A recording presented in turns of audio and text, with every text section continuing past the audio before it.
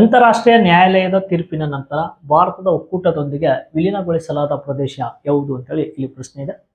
ಹಾಗಾದ್ರೆ ಇದಕ್ಕೆ ಸಂಬಂಧಪಟ್ಟಂತ ಆಪ್ಷನ್ಸ್ ಎ ಪಾಂಡಿಚೇರಿ, ದಾಮನ್ ಮತ್ತು ದೀವು, ದಾದ್ರಾ ಮತ್ತು ನಗರ ಹವೇಲಿ, ಲಕ್ಷದ್ವೀಪ ಮತ್ತು ಮಿನಿಕಾಯ ಅಂತೇಳಿ ಇಲ್ಲಿ ಆಪ್ಷನ್ಸ್ ಗಳನ್ನು ಕೊಟ್ಟಿದ್ದಾನೆ.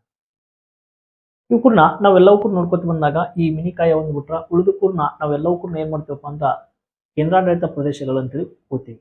ಭಾರತ ದೇಶದಲ್ಲಿ ಕೇಂದ್ರಾಡಳಿತ ಪ್ರದೇಶಗಳು ನಮ್ಗೆ ಕಂಡು ಬರ್ತವೆ 8.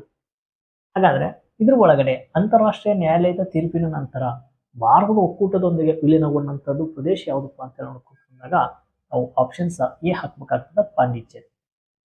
ಹಾಗಾದ್ರೆ ಪಾಂಡಿಚೇರಿ ಭಾರತ ದೇಶ ಸ್ವತಂತ್ರ ಆದಾಗ ಇದು ನಮ್ಮ ದೇಶದಲ್ಲಿ ವಿಲೀನ ಆಗಿದೆಲ್ಲ, ಬಟ್ ಇದು ಯಾರ ಅಧೀನದಲ್ಲಿತ್ತಪ್ಪ ಅಂದ್ರೆ ಫ್ರೆಂಚರ ರಾಜಧಾನಿ ಪಾಂಡಿಚೇರಿ ಅಂತೇಳಿ ನಾವು ಓದಿರ್ತಿರ್ತೀವಿ ಇತಿಹಾಸದ ಒಳಗಡೆ. ಹಾಗಾದ್ರೆ ಅದು ಯಾವಾಗ ನಮ್ಮ ಭಾರತ ದೇಶದಲ್ಲಿ ಸೇರ್ಪಡೆ ಆಯ್ತು ಅಂತೇಳಿ ಇಲ್ಲೊಂದಿಷ್ಟು ಮಾಹಿತಿ ಹಾಕಿದ್ದೀನಿ, ಇದನ್ನ ನೋಡ್ಕೊತ ಬರಬಹುದು.